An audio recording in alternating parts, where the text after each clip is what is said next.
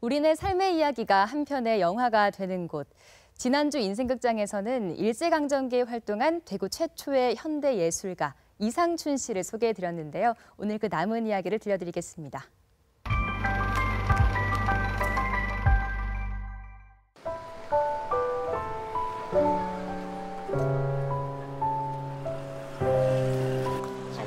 요 건물이 53번지거든요. 53번지였고, 예, 이게 옛날 골목인데 지금은 다 막혀버렸는데, 예, 여기 본래 길이었거든요.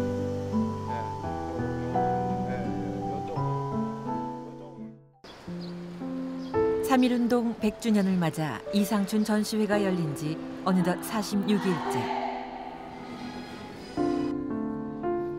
회화에서부터 영상, 애니메이션, 설치 미술 등 지역 예술인들에 의해 복원된 이상춘의 작품 세계를 이곳 예술발전소에서 만날 수 있다.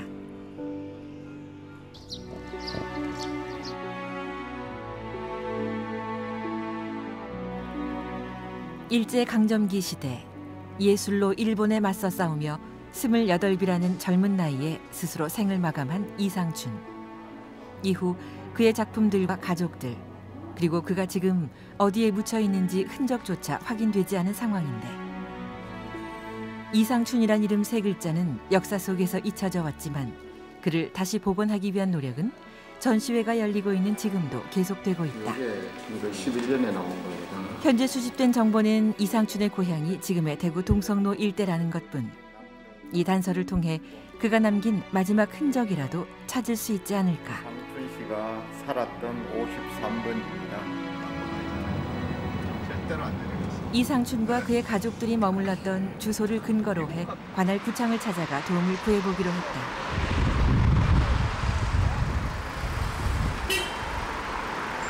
네, 조금 더 공익 목적으로 한 그런 전시고, 차후 이상춘을 그 독립유공자로 추천하려는 그런 계획을 갖고 있는데, 여러 가지 어떤 개인 정보나 가족 정보에 대한 상황이 너무 부족해서 지금 찾아오게 됐습니다.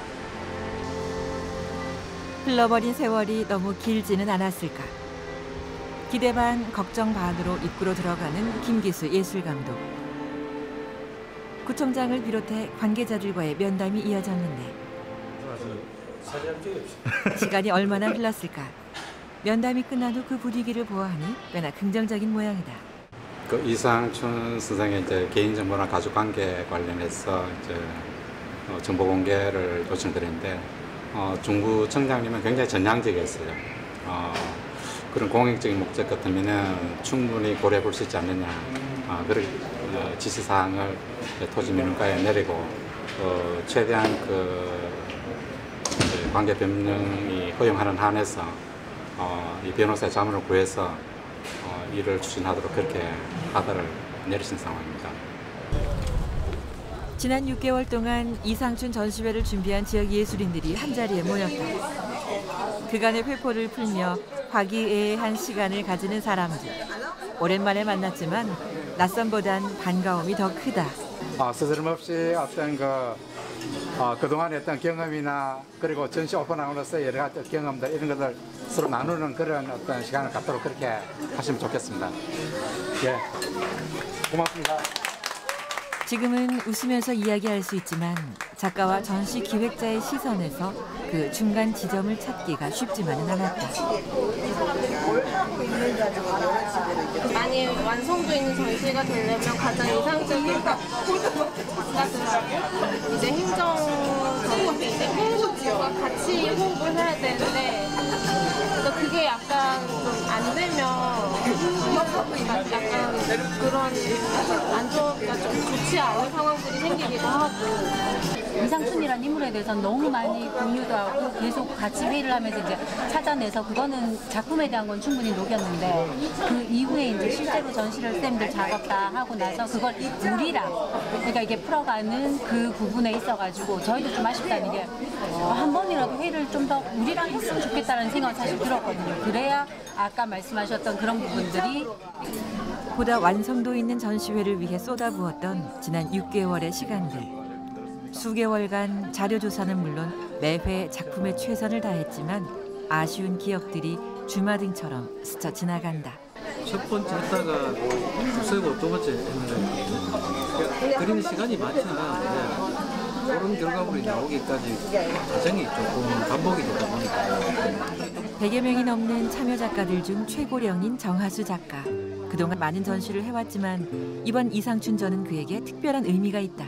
예술적으로나 사상적으로나 대단히 훌륭하다.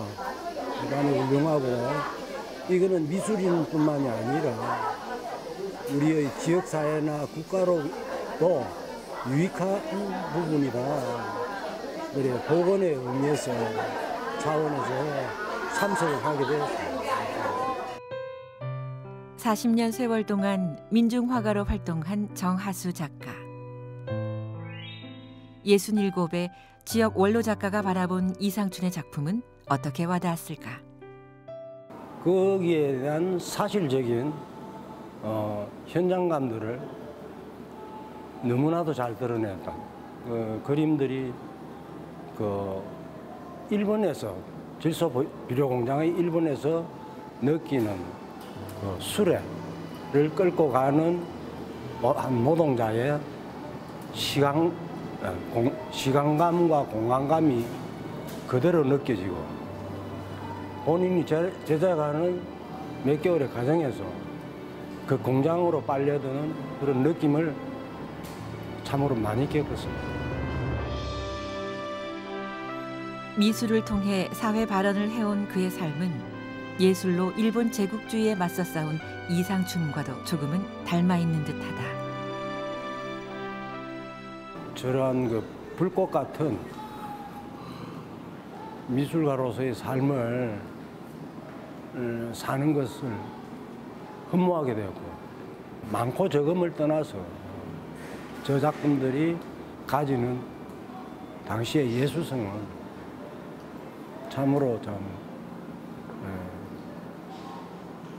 이 시대에 사는 한 사람으로서 본받을 점이 많이 있다 이렇게 생각이 됩니다. 암울했던 시대적 상황에서 이상춘이 꿈꿨던 희망의 메시지.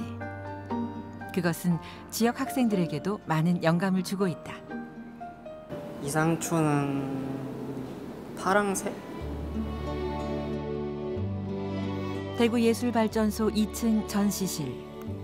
지역 5개 미술대학의 학부 학생들이 재해석해 놓은 이 작품들은 각양각색의 파랑새들이 저마다의 희망을 품은 채 전시돼 있다.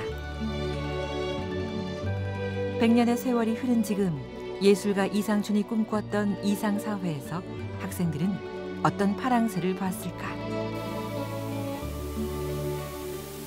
그 당시 일제감정기 시대인 것을 생각하면 그 파랑새를 통해서 그 슬펐던 그런 상황을 이겨내고자 하는 그런 이상을 담아냈지 않았을까. 어두운 현실을 등진 채 이제 꽃피는 해방을 기다리는 우리 국민을 파랑새로 나타내고자 했습니다. 인간의 얼굴이지만 부리가 달려있는 되게 재미있는 요소가 제 작품의 특징이라고 할 수 있습니다. 그 당시에 저항적인, 그러니까 기존의 미술 사조를 따르지 않고 저항적 이상춘의 마음을 이제 그 저항적이고 자유로운 그런 표현을 한번 작품 속에 담아보면 어떨까 생각을 했습니다. 저마다의 방식으로 표현한 이상춘의 작품 세계와 시대적 상황. 80여 명의 지역 학생들이 참여해 그 의미를 더했다. 썩어가고 있는 조선이고 나무이지만 그 위에 생명이 있는 파랑새가 앉아있음을 통해서 조선의 해방과 독립을 원하는 그런 그림을 그리고자 했습니다. 그냥 보기 좋고 또 먹고 살기 편한 그런 그림을 그린 작가가 아니라 정말 이 나라를 위해서 또 민족을 위해서 무엇을 할 수 있는지 고민했던 작가라고 많이 생각이 들어서 지금 시대 사회에서도 비록 식민지는 아니지만 우리가 그들을 기억하면서 이 나라를 살아가야 한다는 게 많이 느껴졌던 작가였던 것 같습니다. 그 당시 시대적인 상황에 빗대어서 명확하지 않은 미래를 멍하게 바라보고 있는 마치 그 당시 상황의 이상춘 작가의 모습과 같지 않을까라는 개인적인 생각을 가지고 작업을 진행했습니다. 만약에 제가 그 시대에서 작업을 했었을 때 저도 과연 그런 일제강점기라는 그 시대 속에서 이렇게 과감하게 표현할 수 있었을까라는 생각에서 대단하다라고 느끼고 있고요. 회화, 콜라주, 연극 등 다양한 장르를 넘나들며 예술의 사회적 역할을 고민했던 이상춘. 이제는 그를 또 다른 시각에서 새롭게 재조명해야 한다는 의견도 있다. 제가 보기에는 지금 예술인으로서의 이상춘이라는 부분은 굉장히 많이 조명되고 있다고 생각을 합니다. 그게 미흡하지만 그런 대로 조명되고 있다고 생각하는데, 사실 당시 식민지 시대를 살아가면서 민족 해방을 위해서 노동자 농민의 해방을 위해서 살아갔던 민족 운동가로서의 어떤 적극적인 평가는 적지 않았나라는 생각을 합니다. 그래서 앞으로 만약에 이상춘에 대한 연구가 된다면은 민족 운동가로서 사회 운동가로서의 어떤 이상춘이 적극적으로 평가되어졌으면 합니다.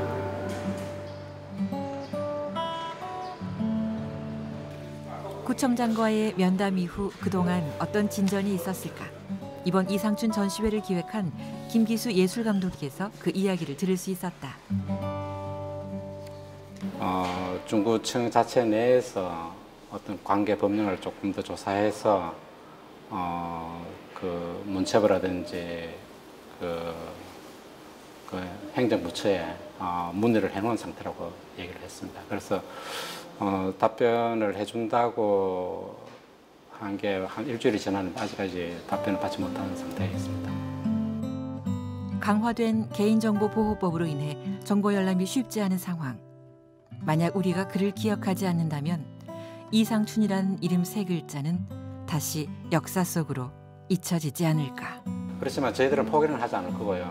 그래서 지금 차후로 저희들이 준비하고 있는 거는 이상춘의 어떤 개인의 이력이 특히 이제 2차례나 감옥에 간 사유가 치안유지법에 의한 거여서 일반적으로 치안유지법에 의해서 징역을 상한 경우가 있으면 거의 독립유공자에 해당된다고 얘기합니다. 그래서 보훈처에 공식적으로 이 자료를 마련해서 한번 올려볼 생각입니다. 그럴 경우에 이 독립유공자에 해당되는 중요한 인물 같으면 거기에 대한 보다 구체적인 개인정보나 그적 정보에 관한 정보를 얻을 수 있지 않을까 그렇게 좀 기대를 하고 있습니다. 바깥에 찍었던, 그러니까 이런 걸 찍었던 조명을 엄청나게 많이 칩니다. 네, 밝게 찍으려고.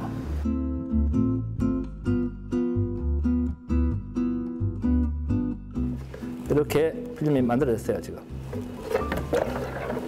요게 지금 유제예요. 유제가 밑에 있어요. 요거를 이렇게 끼웁니다, 이렇게. 그 아날로그 사진의 가장 큰 장점은 소풍 가기 전날 마음은 끊임없이 주고 있거든요.